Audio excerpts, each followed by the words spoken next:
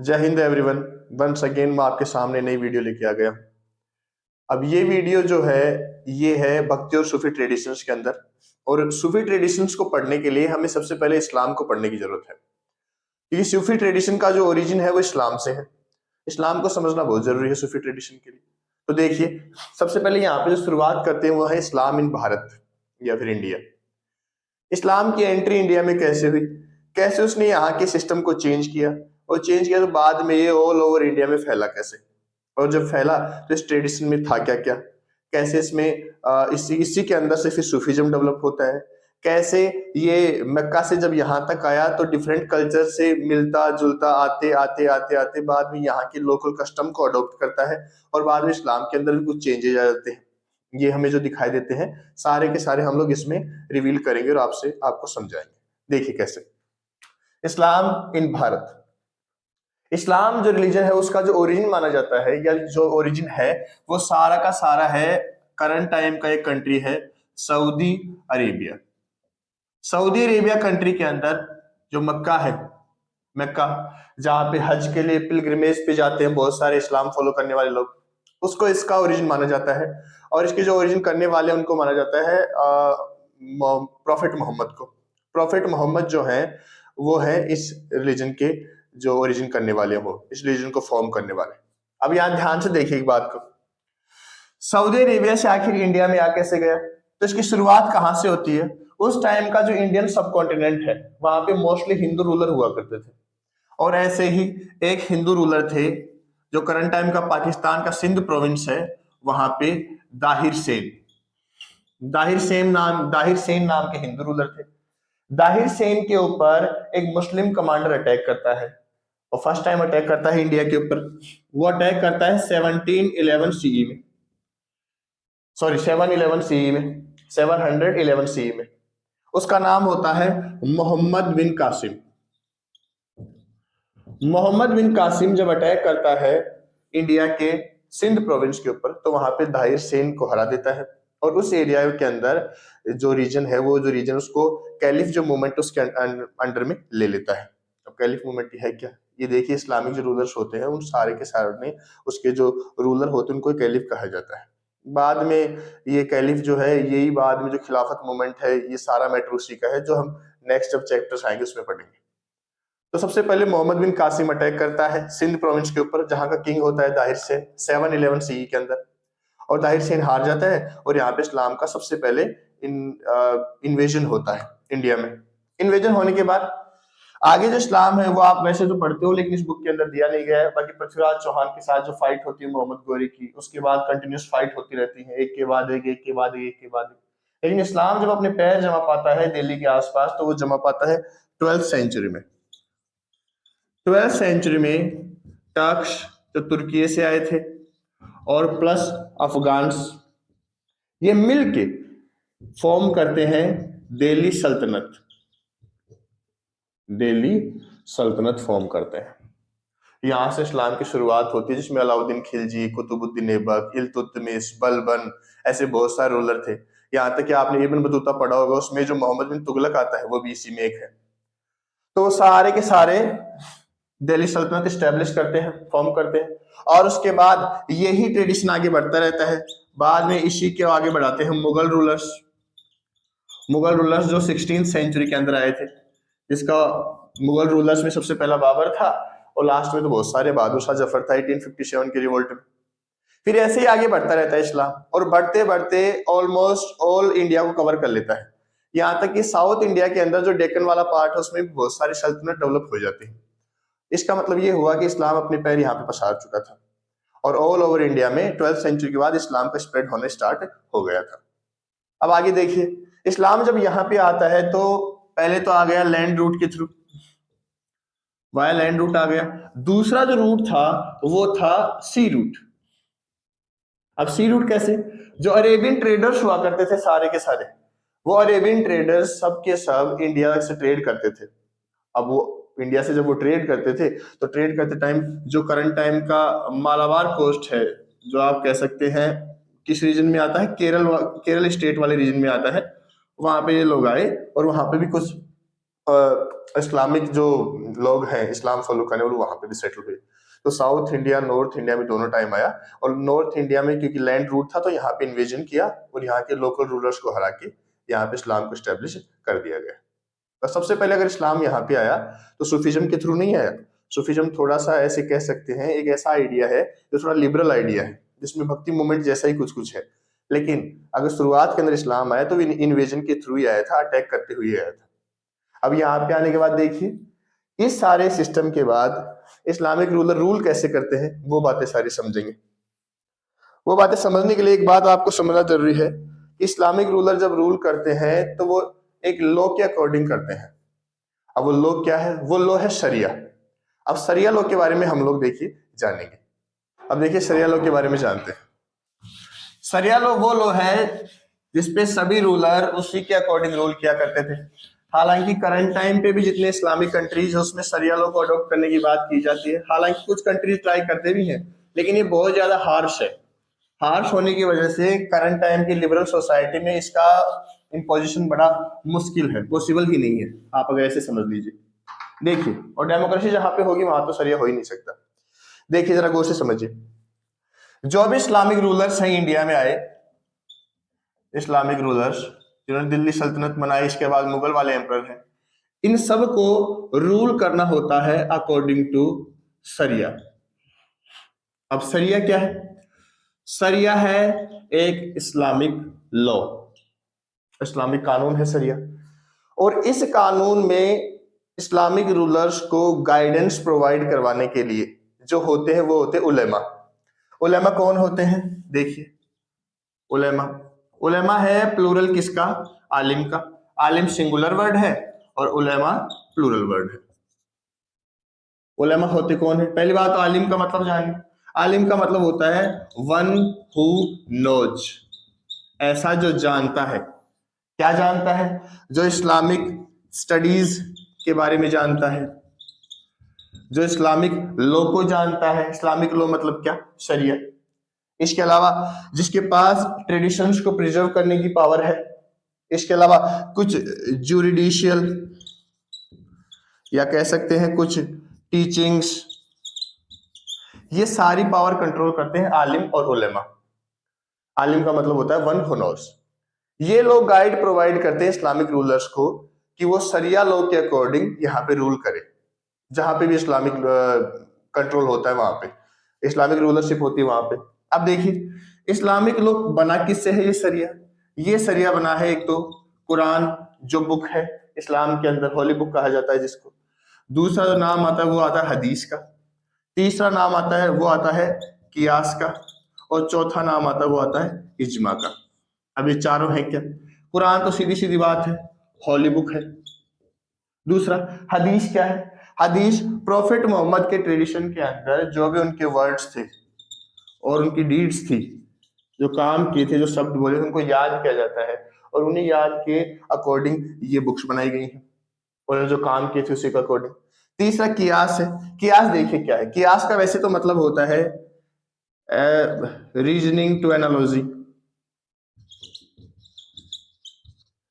Reasoning according to analogy. इसका मतलब क्या हुआ? इसका मतलब ये हुआ कुरान और हदीस दोनों को कंपेयर किया जाता है, और बाद में जब डिफरेंट सेक्टर के अंदर इस्लाम फैला तो डिफरेंट डिफरेंट सेक्टर में जाओगे तो वहां ट्रेडिशन भी अलग मिलेंगे, उसी हिसाब से इस्लाम में कुछ रिफॉर्म हुए, तो वो होता है कियास।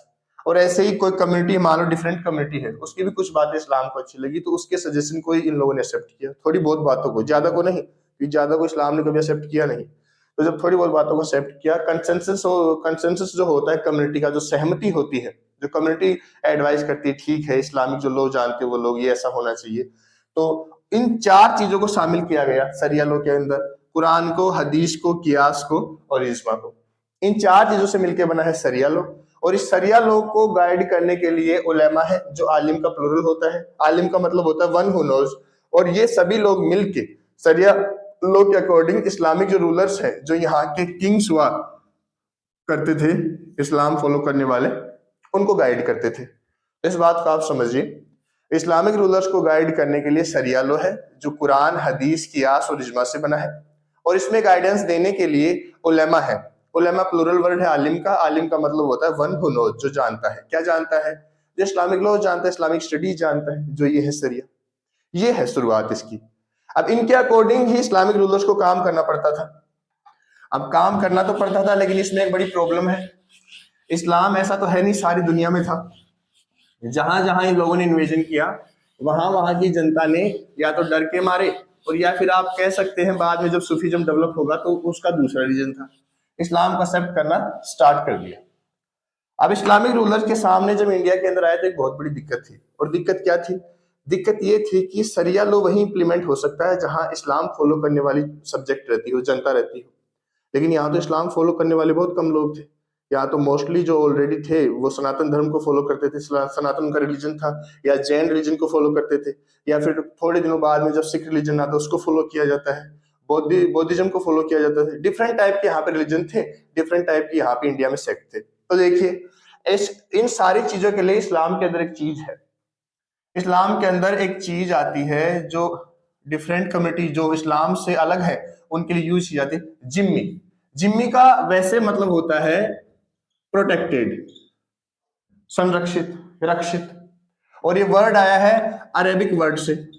अरेबिक वर्ड होता है जिससे जिम्मी बना है, वो होता है जिम्मा। जिम्मा का मतलब होता है प्रोटेक्शन।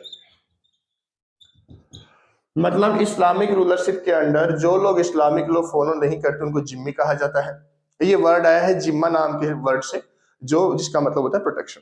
अब देखिए जो जिम्मी लोग हैं इस्लामिक लॉ के अंडर नहीं आते, उसमें वो लोग भी आते हैं जो जूस हैं, वो भी आते हैं जो क्रिश्चियन हैं, और वो भी आते हैं जो लोग हिंदुइज्म को फॉलो करते हैं, या फिर आप कह सकते हैं सनातन रिलीजन को फॉलो किया जाता है जहां पे। अब देखिए इनको जिम्मी माना जाता है। अब यहाँ पे एक बात थोड़ी कॉन्ट्राडिक्टरी है। जिम्मी का मतलब होता है प्रोटेक्शन। प्रोटेक्शन किससे? अब यहाँ पे देखिए ध्यान से, ये जो डिफरेंट डिफरेंट कम्युनिटी है, इस्लामिक रूलर जहां जहां होते थे वहां वहां इनके ऊपर एक टैक्स इंपोज करते थे, और उस टैक्स का नाम होता था जिजिया, या जजिया भी कह सकते हो आप, दोनों वर्ड इस्तेमाल किए जाते हैं। जजिया जो टैक्स होता था, जजिया टैक्स पे करने के बाद इस्लामिक रूलरशिप के अंडर जूस हो, क्रिश्चियन हो, और हिंदुइज्म वाले, सनातन रिलीजन वाले हो, इनको भी प्रोटेक्शन दी जाती थी, इनको भी वहां पे आराम से रहने की पावर मिल जाती थी। अब कई बार पूछने को ये बात आती है आखिर प्रोटेक्शन किससे, प्रोटेक्शन देनी किससे होती है, ये बात समझ में नहीं आती। जब रूलर रूल कर रहे हैं तो इन्हीं के लिए प्रोटेक्शन क्यों नहीं, बाकी औरों के लिए प्रोटेक्शन क्यों? और प्रोटेक्शन देने के लिए भी क्या इंपोज किया जाता है? टैक्स इंपोज किया जाता है। तो ये सीधी सीधी बात है, यहाँ पे थोड़ा कॉन्ट्राडिक्शन दिखाई देता है। अब इसके बाद देखिए जो हिंदुइज्म फॉलो करते हैं, सनातन रिलीजन को फॉलो करते हैं, उनके ऊपर टैक्स लगाया जाता है, जिजिया कर, जिजिया टैक्स लगाया जाता है, और उनको नाम देता है जिम्मी, प्रोटेक्टेड। ऐसा ही जूस और क्रिश्चियन के साथ था डिफरेंट रीजन में। तो अलग अलग रीजन के अंदर जहां अलग अलग रिलीजन रहा करते थे उनके ऊपर टैक्स इंपोज किया जाता था, सरिया लॉ के अकॉर्डिंग रूल किया जाता था। अब आगे देखिए क्या होता है।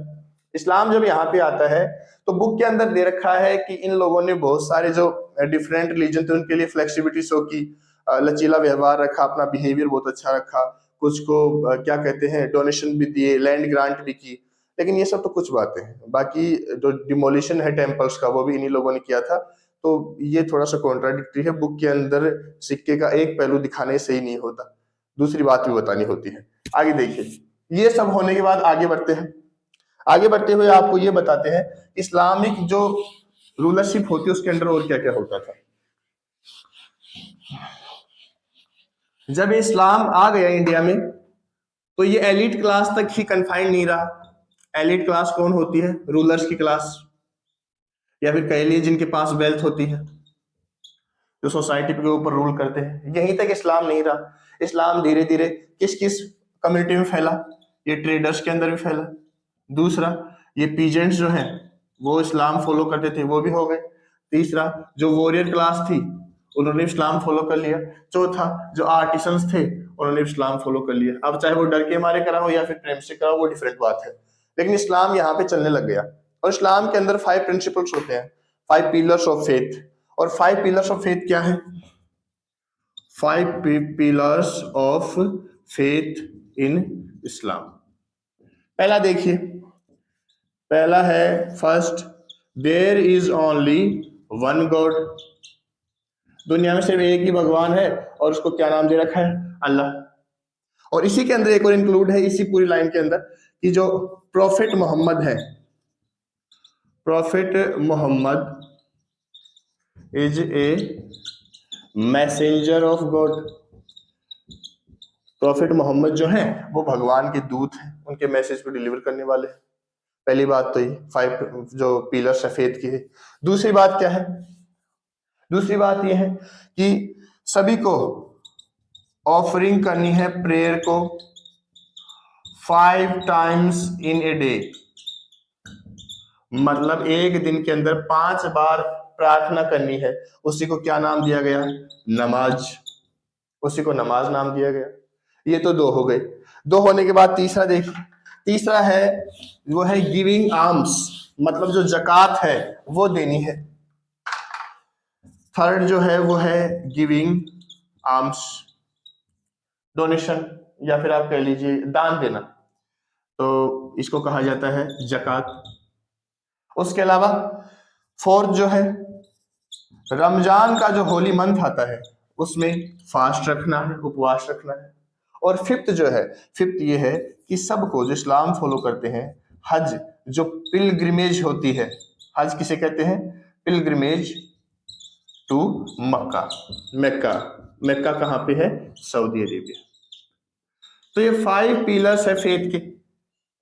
इनको जो फॉलो करते थे उन्हीं को इस्लामिक रूल फॉलो करने वाला माना जाता था, या फिर इस्लाम फॉलो करने वाला माना जाता था। करंट टाइम पे भी यही होता है।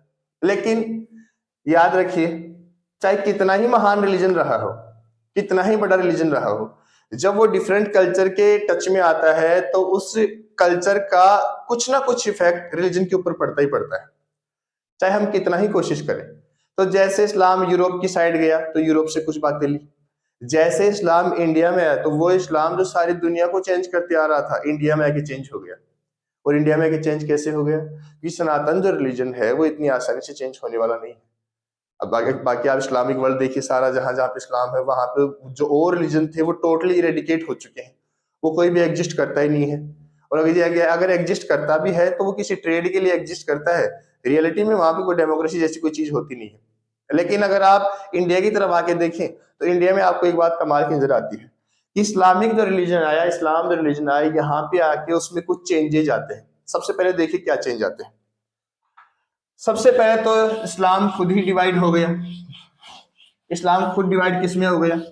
2 सेक्ट में बट गया। एक सेक्ट था शिया, दूसरा था सुन्नी। शिया और सुन्नी जो सेक्ट है उसमें इस्लाम डिवाइड हो गया, शिया और सुन्नी। अब डिवाइड क्यों हुआ ये अलग मसला है, उसमें डीप में जाने की जरूरत नहीं है। अब यहाँ पे देखिए, जब ये इंडिया में एंट्री करता है तो सियाज का जो ट्रेडिशन है, इसकी जो चेन है, इसी के अंदर एक शिया होते हैं इस्माइली, इस्माइली शिया। और इस्माइली सियाज के अंदर ये ग्रुप होता है खोजाज।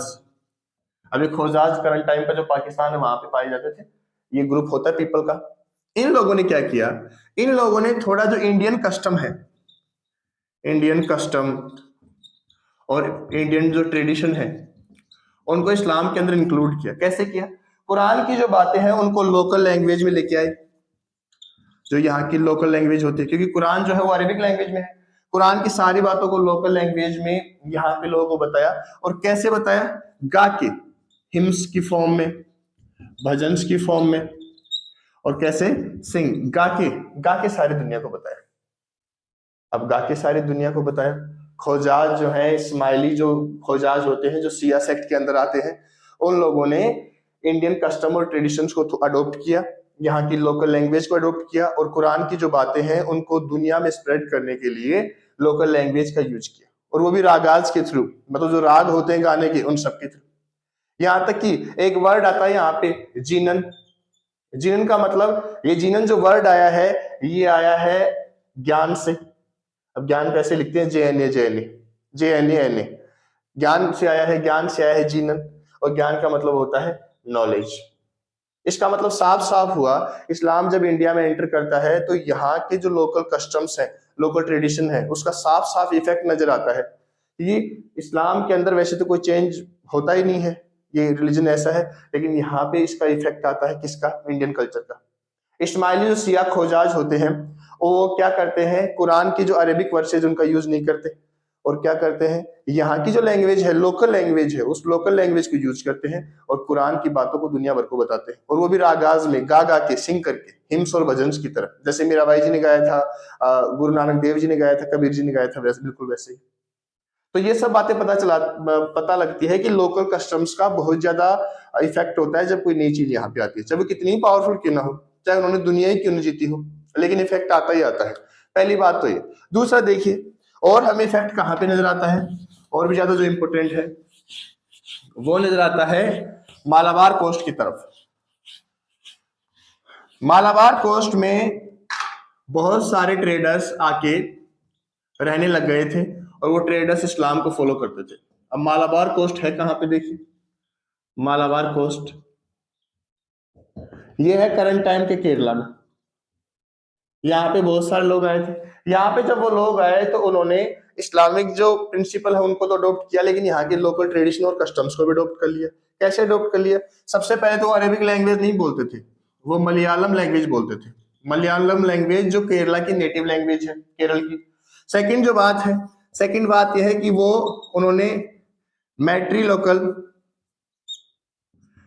लोकल रेजिडेंस, और इसके अलावा तीसरी बात कहें तो उन्होंने मैट्रिलिनी को अडॉप्ट कर लिया। अब ये दो चीजें क्या होती है भाई, मैट्री लोकल रेजिडेंस और मैट्रिलिनी को अडॉप्ट कर लिया। मैट्री लोकल रेजिडेंस देखिए क्या होता है, जब मैरिज हो जाती है तो कई कल्चर में ऐसा होता है, और मोस्टली कल्चर में ऐसा ही होता है कि जो गर्ल है मैरिज के बाद जब वो वुमेन बन जाती है तो वो हस्बैंड के साथ अपने ससुराल चली जाती है। लेकिन केरल के अंदर रिवाज थोड़ा सा दूसरा है। यहाँ पे जो हस्बैंड है वो अपनी वाइफ के साथ उसके घर पे रहने आता है और हमेशा वहीं पे रहता है, जैसे कि आपने साउथ की डिफरेंट डिफरेंट मूवीज में देखा भी होगा। जो वहां पे रहने आता है, तो ये जो ट्रेडिशन है केरल का है। लेकिन जो इस्लामिक लोग इस्लाम को फॉलो करते थे जिसमें ये सब होता नहीं, उन लोगों ने इस सिस्टम को अडॉप्ट कर लिया। मैट्री लोकल रेजिडेंस, अपने ससुराल में रहने लगे वो अपनी वाइफ के साथ ही, तो इसका मतलब लोकल कस्टम का इम्पैक्ट आया। दूसरी बात हम लोग देखते हैं मैट्रिलिनी को। मैट्रिलिनी का मतलब होता है मात्र, जो माता का है वो इफेक्ट ज्यादा होता है, या फिर माँ के नाम से जाना जाता है, वो होता है मैट्रिलिनी। परिवार के अंदर माँ के पास पावर ज्यादा होती है। तो अब सीधी सीधी बात देखिए, लोकल कस्टम्स का इफेक्ट आ रहा है इस्लाम के ऊपर जब वो इंडिया के अंदर एंट्री करता है, चाहे पूरी दुनिया को जीत गया। आगे देखिए, ये सब होने के बाद हमें और भी डिफरेंस नजर आते हैं। अगर बेस्ट हमें एग्जांपल लेने हैं कि इफेक्ट क्या होता है, तो हम ले सकते हैं आर्किटेक्चर में। आर्किटेक्चर में देखिए, इस्लाम के अंदर कुछ बातें यूनिवर्सल है, मतलब जहां भी जाओगे आपको साफ साफ मिलेगी। पहली बात तो जो भी मॉस्क बनेगी, उस मॉस्क का जो ओरिएंटेशन होगा, जो झुकाव होगा, या कह सकते हैं कि जो फेस होगा, वो सारा का सारा होली साइड की तरफ होगा, और वो है मक्का, मक्का की तरफ। इसके अलावा जो पलपिट होती है, जो व्यासपीठ होती है, उससे भी पता चलता है कि ये जो ओरिएंटेशन है किसकी तरफ है, मक्का की तरफ है। लेकिन चाहे केरल देख लो, चाहे आप जम्मू कश्मीर देख लो, वहां पे आपको लोकल जो आर्किटेक्चर स्टाइल है उसका पता चलता है, इवन मॉस्क के अंदर भी। जबकि आप दुनिया भर की मॉस्क देखो, वहां पे आपको क्या दिखाई देता है, एक मॉस्क है, बीच के अंदर टॉम है, चारों तरफ से मीनारे हैं। लेकिन यहाँ पे देखो क्या डिफरेंस है। कुछ बातें तो यूनिवर्सल है कि ओरिएंटेशन हमेशा मॉस्क का मक्का की तरफ होगा, लेकिन जो ऊपरी जो हिस्सा होता है, छत की बनावट जो होती है, वो या तो ट्रायंगल शेप में है। जैसे इसका एग्जांपल हमें केरल के अंदर मिलता है, बहुत सारे के अंदर, क्योंकि वहां पे बारिश होती है। अगर आप सऊदी अरब जैसे आर्किटेक्चर बनाओगे तो उसको नुकसान होगा। इवन जो हमादान मॉस्क है कश्मीर के अंदर, वो भी बिल्कुल अलग ही डिफरेंट आर्किटेक्चर स्टाइल में है, जिसको आप कह सकते हैं सबसे बेस्ट मॉस्क की डिजाइन मानी जाती है कश्मीर वाली को। इसके अलावा आप देख सकते हैं बांग्लादेश की तरफ जाएं, बांग्लादेश की जो फोटो भी दे रखी है आपकी बुक के अंदर, वहां पे भी जो लोकल जो मॉस्क बनी है उस एरिया में, उसमें भी वहां के लोकल ट्रेडिशन का या लोकल आर्किटेक्चरल का साफ साफ इफेक्ट नजर आता है। इसका मतलब ये हुआ कि इस्लाम जब इंडिया में एंट्री करता है तो 5 पिलर्स पे टिका होता है, लेकिन बाद में इंडिया की लोकल्स कस्टम्स और ट्रेडिशंस का इतना ज्यादा इफेक्ट होता है कि इस्लाम के अंदर ही कुछ चेंज आ जाते हैं, यहाँ तक कि कुछ डिफरेंट सेक्ट बन जाते हैं, या दूसरी बात जो सेक्ट बन जाते हैं उस पर दूसरे रिलीजन का इफेक्ट आ जाता है। और बात देखने को मिलती है उनके सोशल रिलेशन में, मैट्री लोकल रेजिडेंस में। तीसरी बात देखने को मिलती है आर्किटेक्चरल स्टाइल में। ये मेन मेन बातें हैं जो इस्लाम की यहाँ पे आने के बाद चेंज होती हैं। और यहाँ कह सकते हैं कि उनका ट्रेडिशन इस ट्रेडिशन के साथ मर्ज हो जाता है, मिल जाता है, दोनों में ब्लेंड हो जाता है, मिक्सचर हो जाता है। तो इससे जो जैसा आया था वहां पे यहाँ पे इस्लाम वैसा नहीं रहता है, और यहाँ नहीं रहता तो फिर चेंज आना बिल्कुल पॉसिबल है।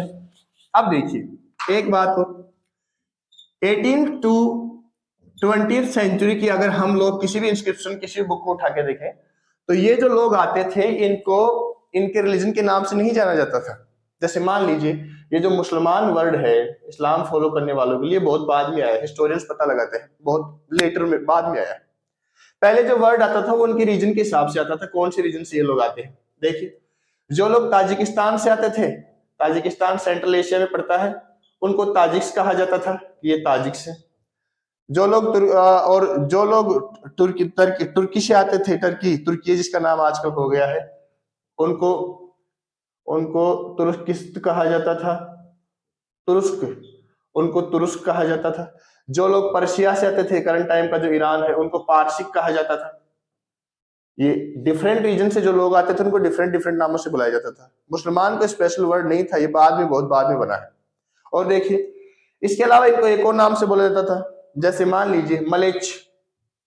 मलेच जो वर्ड है वो उनके लिए होता है जो वर्ण सिस्टम को फॉलो नहीं करते, या फिर जो रूल रेगुलेशन बना रखे हैं उनको फॉलो नहीं करते, उनको मलेच कहा जाता है।